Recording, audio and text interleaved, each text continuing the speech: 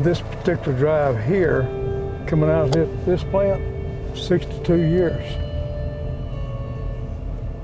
I listen to the radio. I listen to preaching.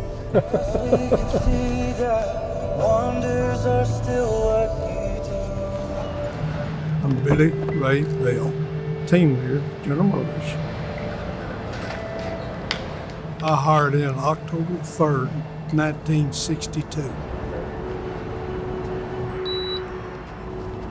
Team leader's job is to assist his team. They get behind, to jump in there and help them out, especially on the line, get them out of the hole. Whatever they need, I'll go get it for them. General Motors been good to me. Everything I've got I owe to them. But, when I hired in, you was going to get laid off. The plant was going to shut down, it was going to move, That's always been over our heads, but we're here 70 years.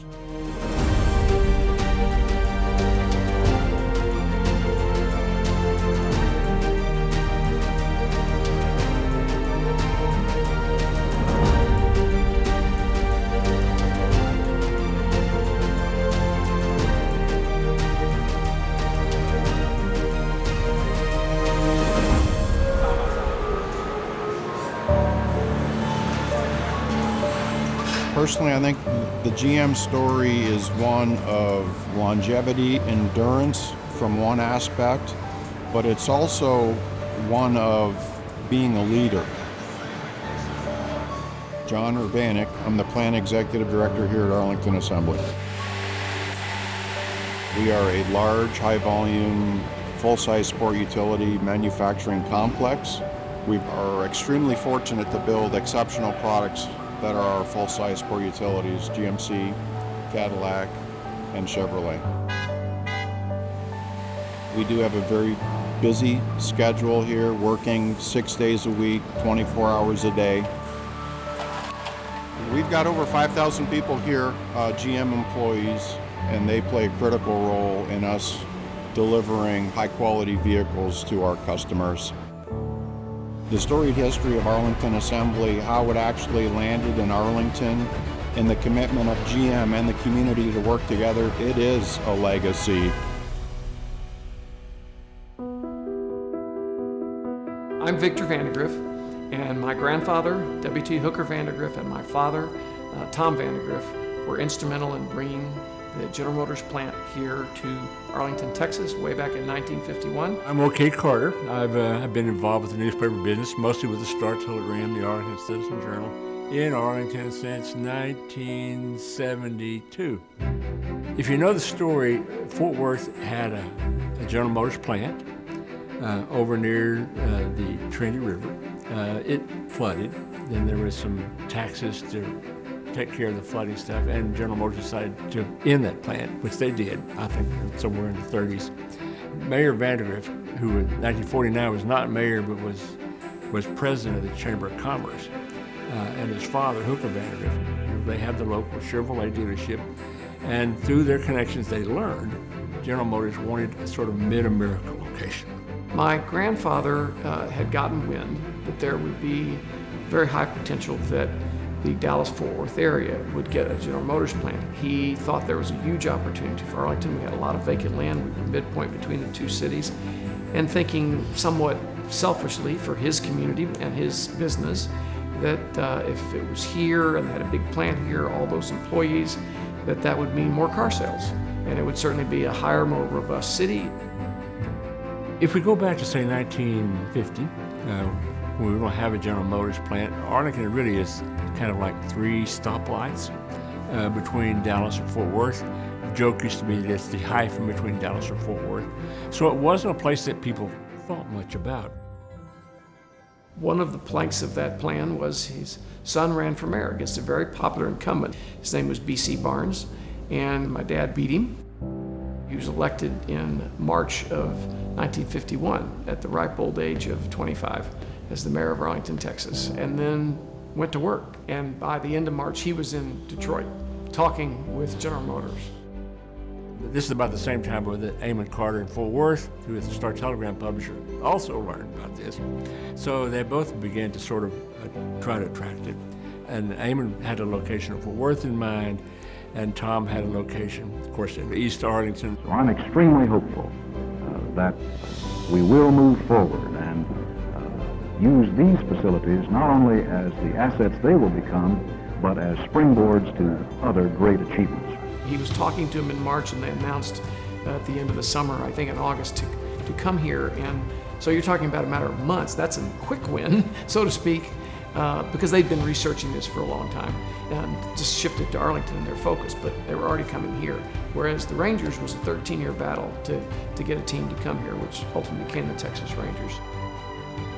It's a stunning thing for a little town, 7,500 people, to get a development like that is going to bring more jobs to the town than there are jobs in the entire town. I would like to say that Arlington, in a very real sense, is a Texas plant. We of General Motors foresee a great future for your great state.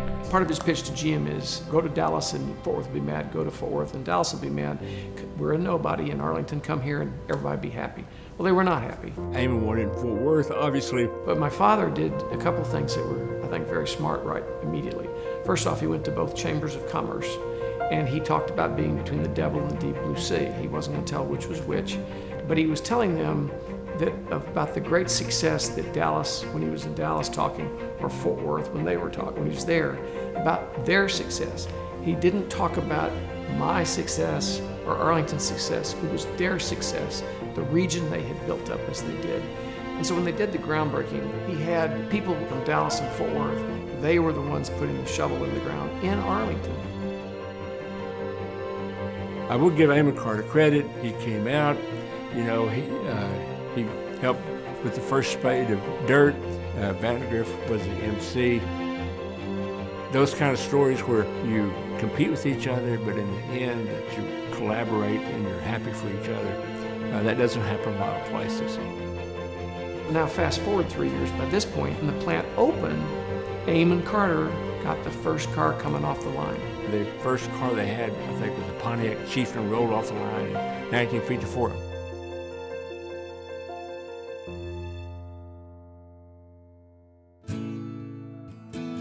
My name is Dolan Maynard.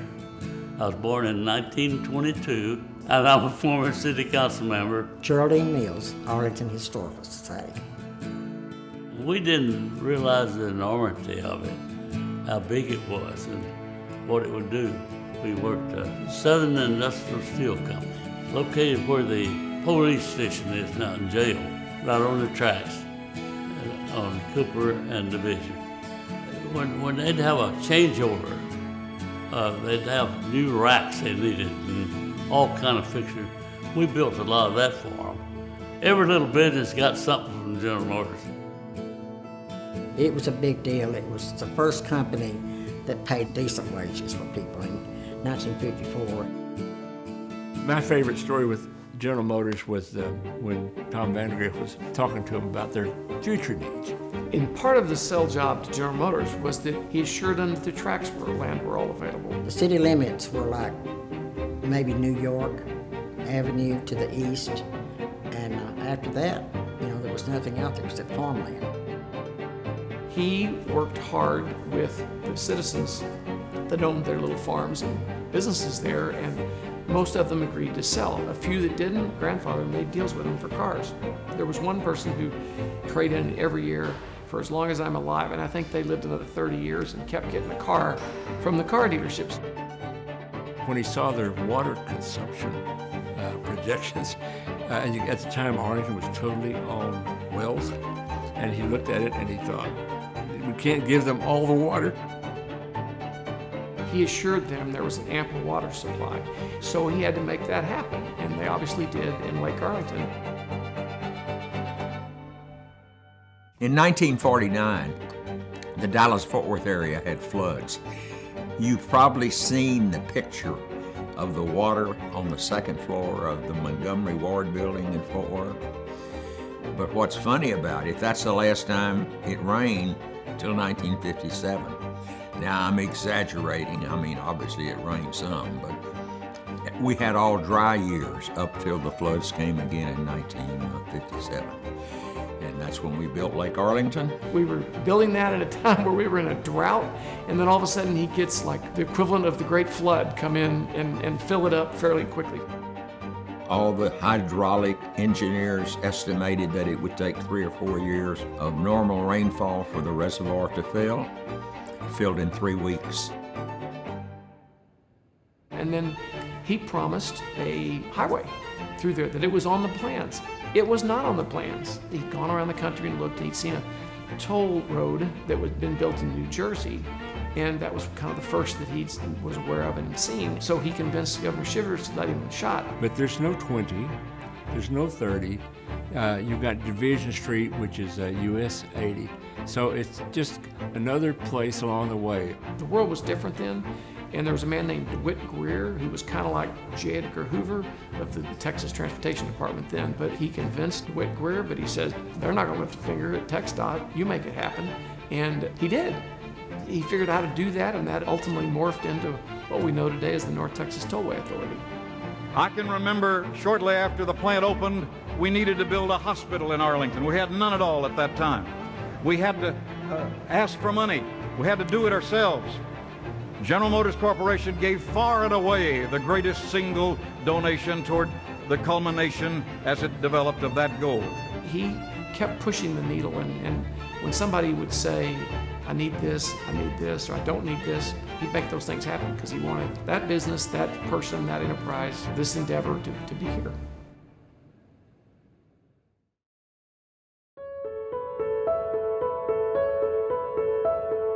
What brought me here, my brother-in-law worked here. When I hired in 62, it was a BOP plant. It was Pontiac, Buick, and Oldsmobile. I started in the cushion room. I was running what you call a clip gun. We had wires, and we clipped them together, and we made the frame of the seat.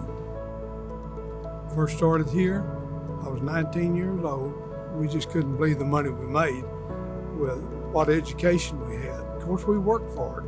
Working the assembly line, you earn every penny you make. You're looking at what General Motors pays, you're looking at the benefits they pay, you're looking at the retirement that they have. So all of a sudden you're that, and plus you're right after World War II, so all of these people that are returning from military service are looking for a place to go.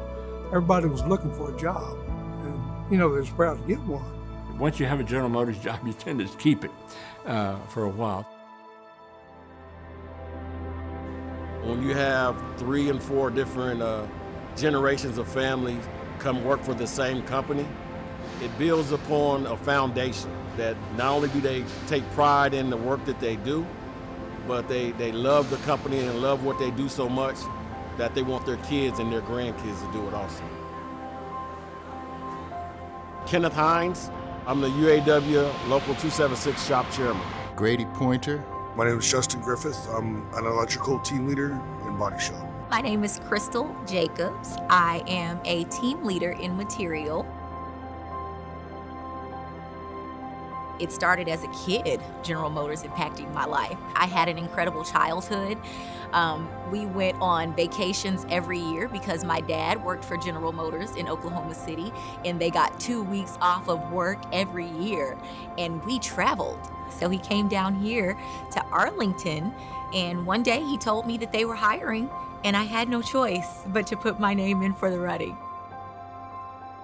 I have provided an incredible life for my children. They go to great schools, they live in a beautiful home, and we have nice cars that get us where we need to go. That's my motivation, to make sure that I can provide them with the best life possible. When I was a kid, I'd come out and visit my grandfather, and I was always interested in it, so when the opportunity came, I took it. My grandfather worked here, my dad worked here, and I started here at Arlington in 2012. I mean, we've always been a GM family. We've always had GM cars. My son now, he knows, he's 5, but he knows if it's a Chevrolet or a GMC or a Pontiac. It makes me proud to be a part of this plant.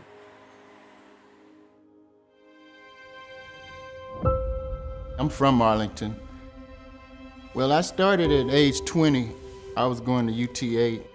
Right now, my job consists of keeping up, tracking inventory of parts. The plant has been there 70 years, and this is my 39th year. So I've been there over half the life of the plant. It makes me proud because I can say it's been a pointer in this General Motors Arlington plant since the first day it opened. It started with my uncle, Ulysses Pointer. He was the one that hired in 1954. From his words, he was doing construction work building the plant. And when they finished the construction, they offered him a chance to be hired at GM. It was 1954, so it was still kind of some Jim Crow stuff going on, and he told me that they had to petition the union to get where black guys could be put into production jobs. And the founder of the UAWs, Walter Reuther, he always promoted equality among the labor workforce, and even up when the plants were open in Detroit. And so that legacy was put into effect when this plant opened. I got 2 brothers that has retired from there, and I've had at least 5 cousins work there. And our family was stationed here, and we just grew from that.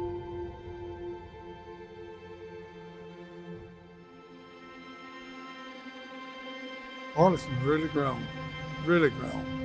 And Tommy done most of it. When something happens like General Motors in Arlington, all of a sudden that put Arlington in the spotlight. Once the General Motors shows up, then you have Great Southwest Industrial District shows up, then other people decide they want to be here, then all of a sudden they decide to make Six Flags Over Texas part of Great Southwest, and so it's like a domino. It really marks the point that Arlington begins to turn from being a sort of a semi-rural, very small suburban place to a kind of a big, sprawling, combined suburban-urban community. Until they came here, there was very few apartment buildings. There was not rental houses.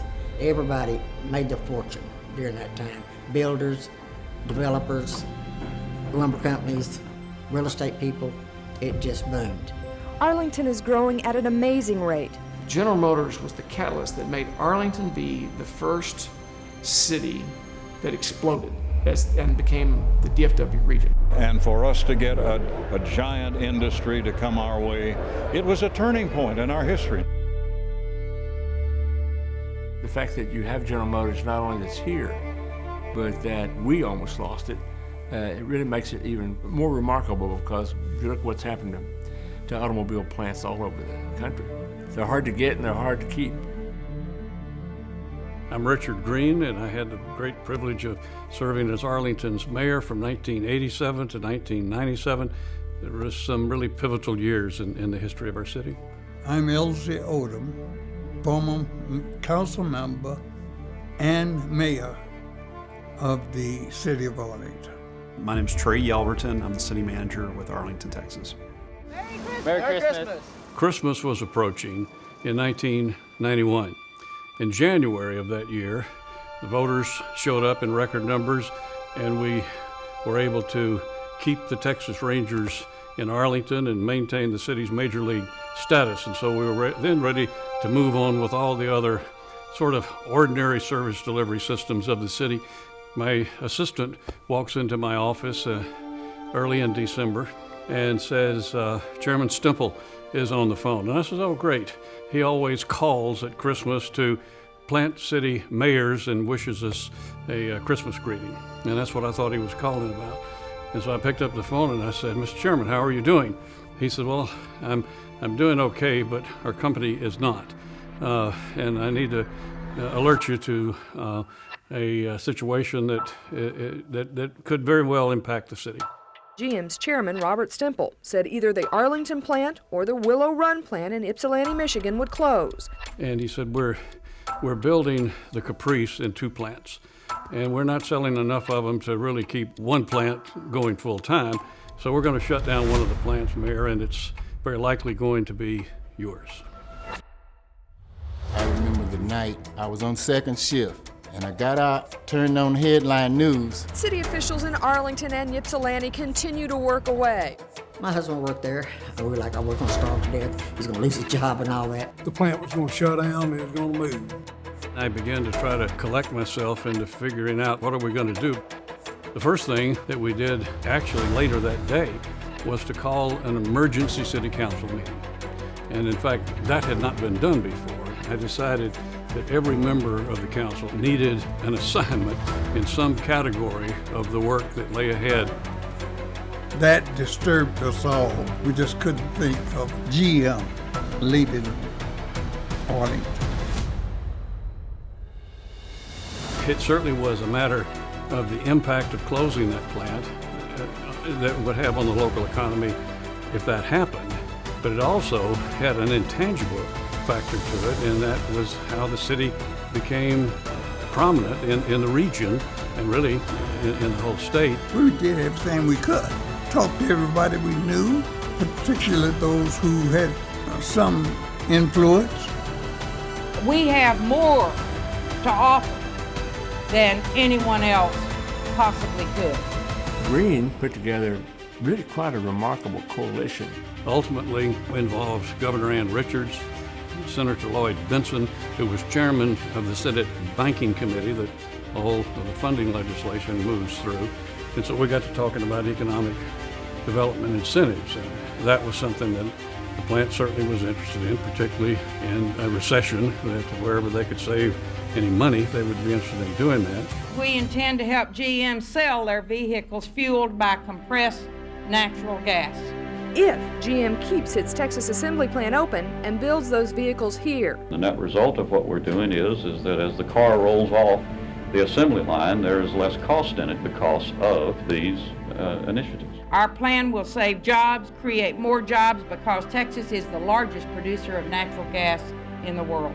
In the early 90s, I can remember Mayor Vandergriff behind the scenes was also still very active and concerned and worried. It was obvious that when I got that phone call, that one of the first contacts I was going to make was to Tom Vandergriff. And I reassured him that there were all kinds of things that we were planning on doing. And I said, but can you help us?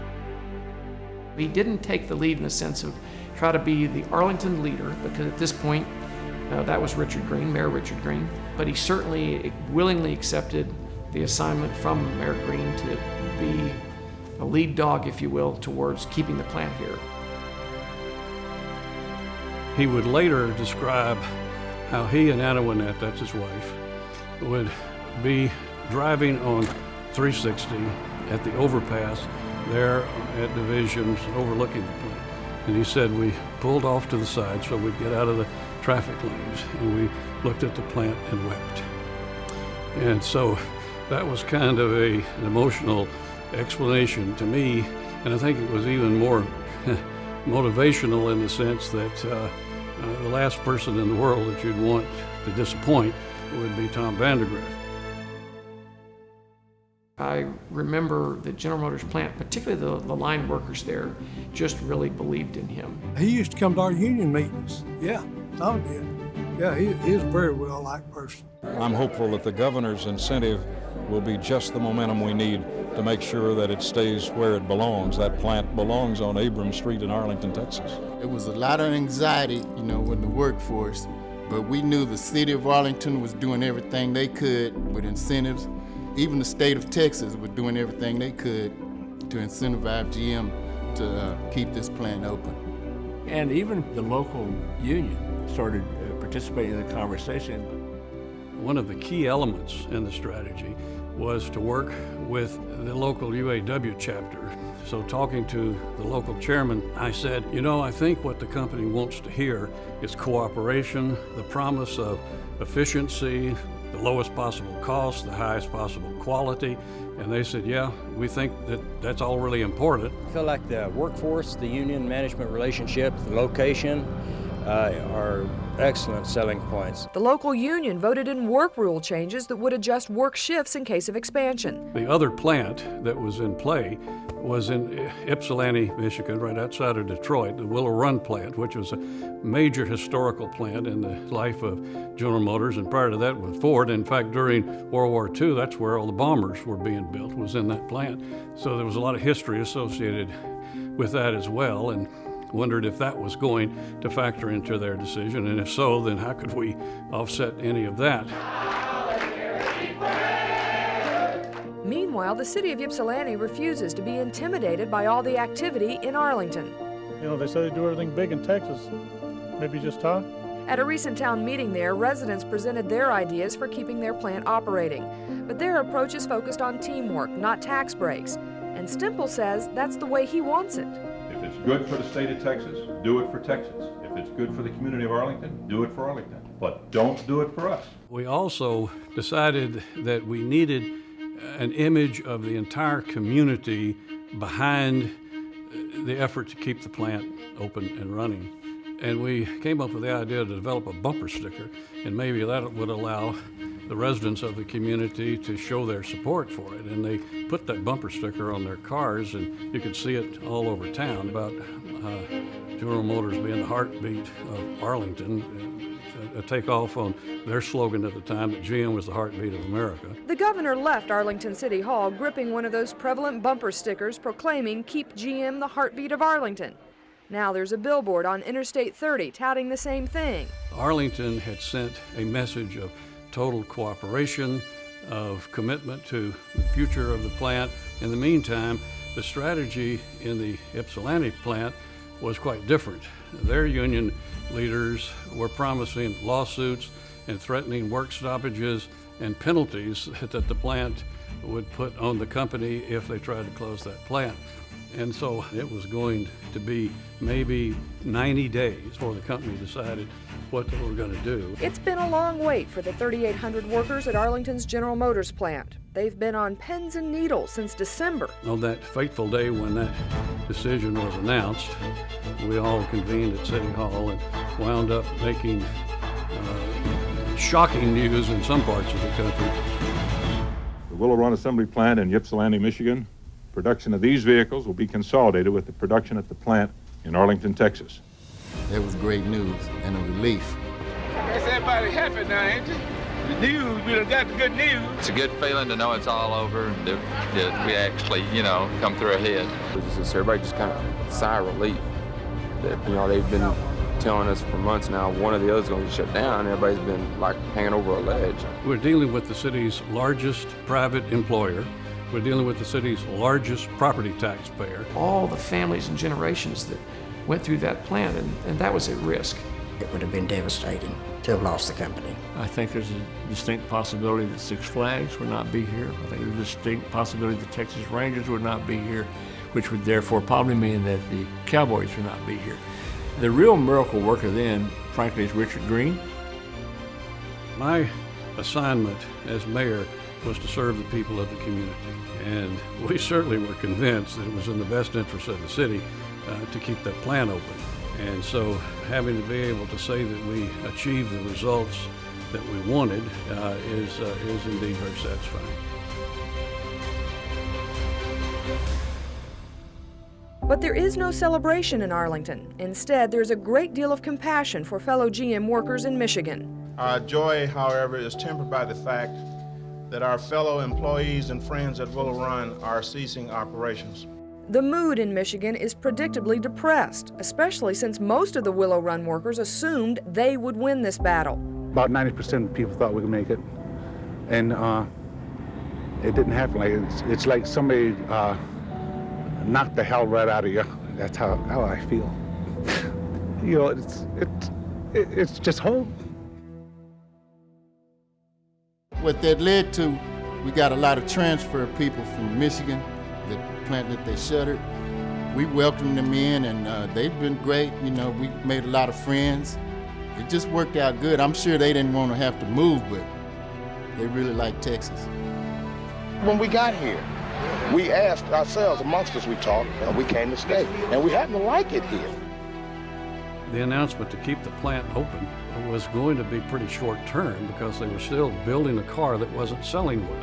And so the question was, are they just going to give up and is the plant still kind of on the edge of its future? And so we had to go to work with the idea of converting the plant to building a different kind of vehicle. And they put a lot of emphasis on the pickup truck. You're the greatest and I'm thrilled to be here. I was here that day the first one rolled off the line. I think it was a Pontiac, if I recall correctly.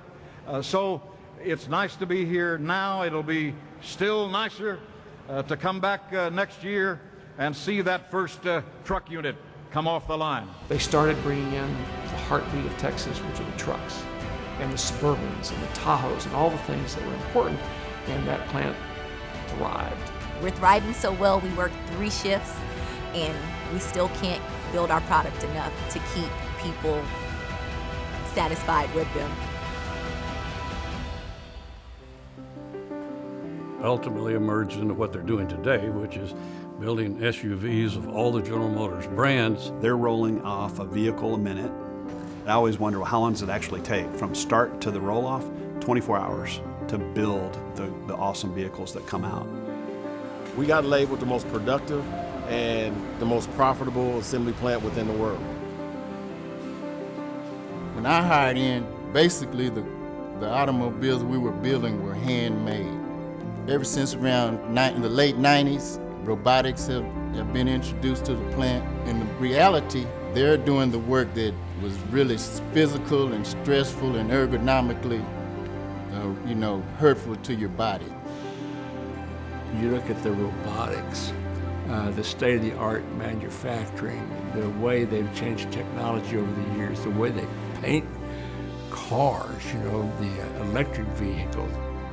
Texas is a heavy truck user, and that also saves cost because you're not having to ship as many vehicles farther away and have them just be closer to home, if you will. But their products are world-class, and they do ship plenty of those products to Europe, to the Middle East, to Asia.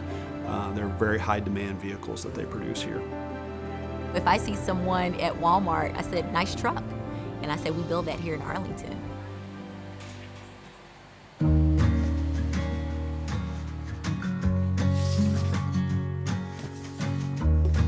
My name is Mike Ames. I guess if I could spell it, I'd be an entrepreneur. I've been collecting for a long time, and it's also a business for me. I buy and sell these cars. I've always favored the American cars, and particularly the GM cars. General Motors went through a lot of evolution like the whole industry, but today, General Motors is building its car as fine as anything in the world. They're really back on track now. They've got great management.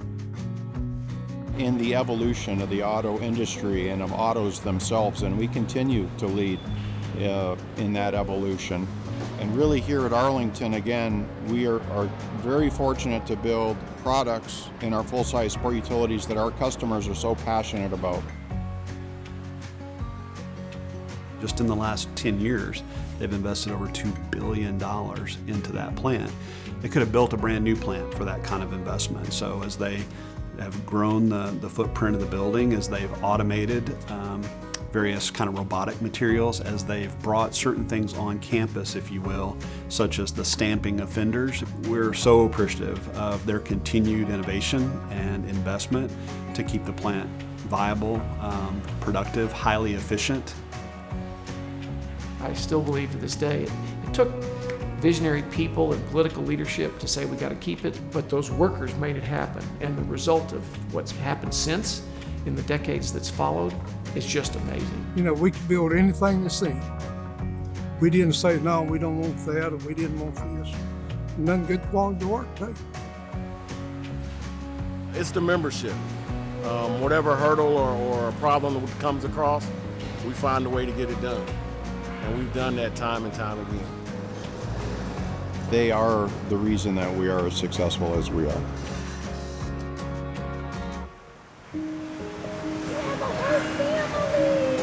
I will say that Arlington is the melting pot for General Motors. There are people from every other plant, Ohio, Michigan, and you hear it on the floor. I'm from Oklahoma. I'm not from Texas, but I have made it my home, and I love to see it. Different ages, people come from different backgrounds, and many members are also veterans. I think our UAW union is stronger because of all the people that we brought in from different places. There's no other place like it, not only within GM, but within the world. It's just really nice to see every background in a position where they can promote, in a position where they can build the kind of life that I have for my family. And when I do go into the community, I don't only see what I see in here out there, but I see the effects of this General Motors plant.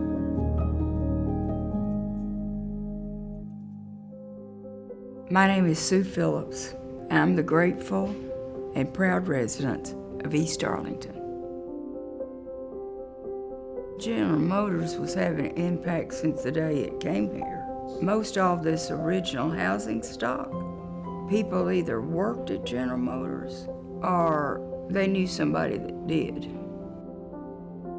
There's still some families that grew up in Parkview. That was the original subdivision, and it backs right up to General Motors. This is a line of okra plants that survived this 100-degree summer. My name is Shirley Patterson. My husband and I moved to the house I'm still in 58 years ago from Austin. If you look at the picture of General Motors purchasing at the time they purchased the property, you'll see Parkview already established. We share a fence. This is our community garden and park area. We purchased it in 2012, so we've had it 12 years, and the money came from General Motors as a gift. We were the neighborhood they chose to give the gift of $25,000 to. Anything that I believe that's been there for that long, you become knitted and part of the community. You look at the things that go on around the plant. You look at the things that this plant does for the community, like the Toys for Kids. These toys, all $25,000 worth of them, are a gift of love. They're a present from the assembly line workers at the Arlington General Motors plant to underprivileged and sick children all over the Metroplex. The different things that goes on to where they give back and the community participates. Even the back to school drive. It's not only this plant, but the whole surrounding area is just acting like one big family. And it's just lineage that you got 70 years worth of memories, not only within the plant, but within the community also. Our economy is directly tied to the health of General Motors. General Motors has one of the largest employment footprints here in Arlington, not just at the plant, but when you look at some of their other subsidiaries like GM Financial, there's over 15,000 employees in Arlington that are affiliated with General Motors. Also, you got to think about, there's all these suppliers. Everything that goes into those cars over there. If you watch the rail cars on the UP Railroad, sometimes we get frustrated because we get stuck by a train. 9 times out of 10, those trains are going to the GM plant. They're providing the materials necessary for things to happen there. This place provides so many other companies opportunities, small businesses, large businesses, the shopping, everything that comes with a General Motors plant, and we see that every day. It's a lot of wages that are being pumped into our community, and then when people take those dollars and they go to the movies or they go out to dinner or they buy things for their home, that's really good economic impact and wealth creation in our community that's key. And we can't take that for granted. I'm all about manufacturing, and boy, there's no better example than that GM plant. And it's part of the city's identity. I think people are very proud of that plant. We used to talk about GM as the heartbeat of Arlington, and I'm proud to say that yes, because of all the efforts that we've done from the early 90s until today, they still are very much the heartbeat of our community, and we want to make sure that we continue to help grow with them in that way. I'll argue the case that Arlington's luckiest day ever was when General Motors decided to cast its lot with us. We're in the old Vandergrift dealership at the corner of Center and Highway 80 or Division Street. This is where the planning and the discussions would have taken place to bring that plant to Arlington, Texas. Tom envisioned a greater metropolitan area. He envisioned that Arlington at that time was like the speck between Dallas and Fort Worth. but he saw it as a huge opportunity, and he loved his community, and that he could play a part in building it up. I think his vision held true. We are very aware and conscious of the fact that this has been going on for a long time. It is a legacy, and we take that to heart, and we're really committed to continuing and growing that legacy here in Arlington. We are celebrating this important milestone today with the 13 millionth vehicle produced right here in Arlington. Therefore, on behalf of our Mayor, Jim Ross, and the entire City Council, we do hereby proclaim July 26, 2024 as General Motors Day in Arlington. We've got some very creative, brilliant people that really are responsible for creating some exceptional products, some incredible technology, and are executing the vision of what tomorrow looks like. So whether it's a full-size sport utility with semi-autonomous driving features that we build here today, to the autonomous space, to the software-defined vehicles coming in the future, to vehicles with fully autonomous capability, our company continues to lead in that space. We're very comfortable with that position, and we're excited to see what the future brings. We want to build a vehicle that's safe for your family and for our family. I see a good future if everybody come to work and do their work and have a good product. You know, the product will sell itself. You'll get repeat customers. And that's what keeps this plant going. People ask me why I keep working. I just keep on working. I get up, I gotta go do something. Proud to be here that long. The good Lord bless me.